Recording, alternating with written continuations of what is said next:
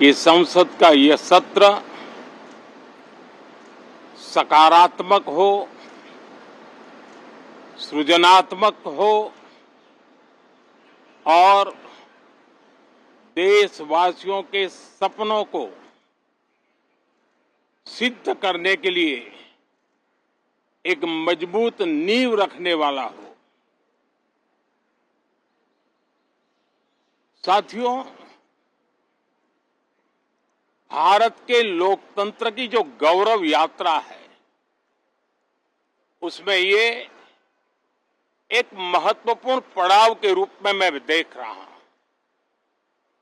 व्यक्तिगत रूप से मुझे भी, हमारे सभी साथियों को भी ये अत्यंत गर्व का विषय है कि करीब 60 साल के बाद कोई सरकार तीसरी बार वापस आए और तीसरी पारी का पहला बजट रखने का सौभाग्य प्राप्त हो। ये भारत के लोकतंत्र की गौरव यात्रा की अत्यंत गरिमापूर्ण घटना के रूप में देश इसे देख रहा है। ये बजट सत्र है, मैं देशवासियों को जो गारंटी देता रहा हूं,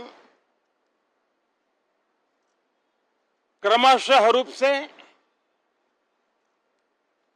उन गारंटियों को जमीन पर उतारना,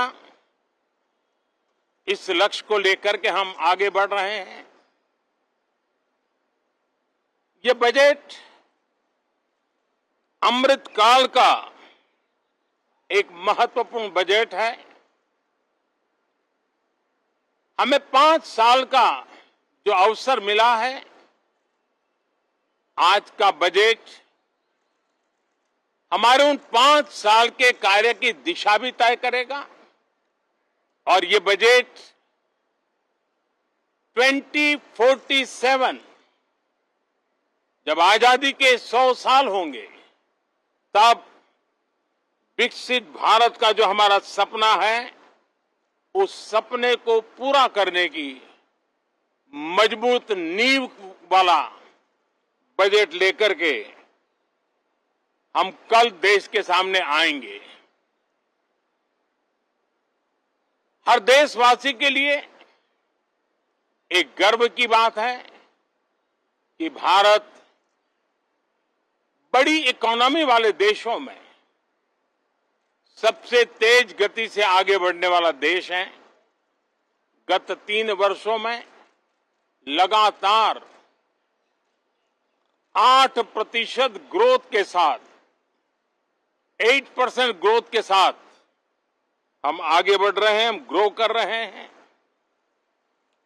आज भारत में पॉजिटिव आउटलुक, इन्वेस्टमेंट और परफॉर्मेंस एक प्रकार से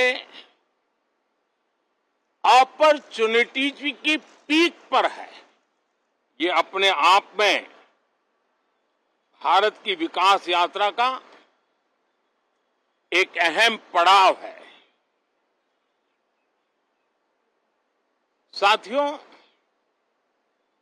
मैं देश के सभी सांसदों से, किसी भी दल के क्यों न हो, मैं आज आग्रहपूर्वक कहना चाहता हूं कि हम गत जनवरी से लेकर के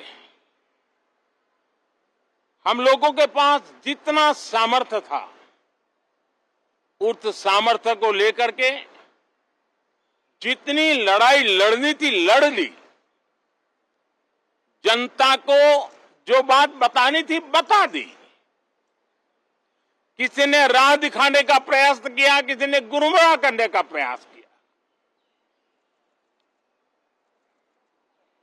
लेकिन अब वो दौर समाप्त हुआ।